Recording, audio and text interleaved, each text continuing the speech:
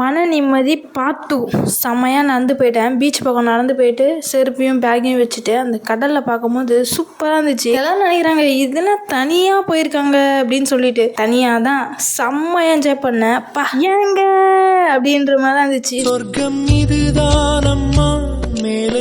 இதுதான் உண்மையான ஹாப்பினஸ். இதை தொலைச்சிட்டு தான் சில பேர் மற்றவங்க கிட்ட தேடிட்டு இருக்காங்க அப்படின்னு நான் சொல்கிறேன்.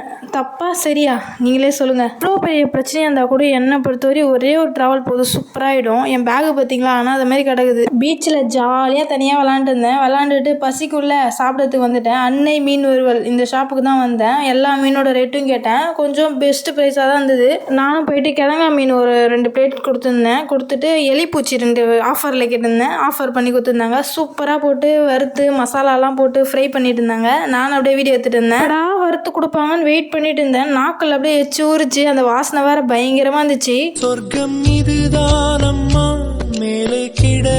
எனக்கும் அந்த வாழை இலையில வச்சு கொடுத்தாங்க. வாங்கும் போது அப்பா வந்துருச்சுடா சொர்க்கம்ன்ற மாதிரி இருந்துச்சு. அவங்க கிட்ட ஃபிஷ் ஃப்ரை 2 அப்புறம் ஒரு 2 எலி பூச்சி வாங்கியிருந்தேன். அப்படியே செம்ம வாசனை. சாப்பிட்லான்னு சொல்லிட்டு ஸ்டார்ட் பண்ணிட்டேன். ஃபர்ஸ்ட்டு போயிட்டு எடுத்து வச்சேன் பாரு, நல்லா இருந்துச்சுங்க. அந்த ஆனியன் இல்லாமல் எப்படி, ஆனியன் தான் பயங்கரமாக இருக்கும். ஆனியன் வச்சு சாப்பிட்டேன். அடுத்தது எலிப்பூச்சி நீங்கள் சாப்பிட்றீங்களான்னு கமெண்ட் பாக்ஸில் கமெண்ட் பண்ணுங்க. எலிப்பூச்சினா எலிப்பூச்சி கிடையாது, அது வந்து குட்டி நண்டு மாதிரி இருக்கும். அதை சாப்பிட்டுட்டு அடுத்தது பார்த்தீங்கன்னா கிழங்கா மீன் பார்க்கவே பயங்கரமாக இருக்கான்ல, இவனை எடுத்து ஒரு பைட் வச்சேன். சூப்பராக இருந்துச்சு. அடுத்தது பார்ட் 3ல் பார்க்கலாம். வீடியோ பிடிச்சிருந்தா லைக் பண்ணுங்கள்.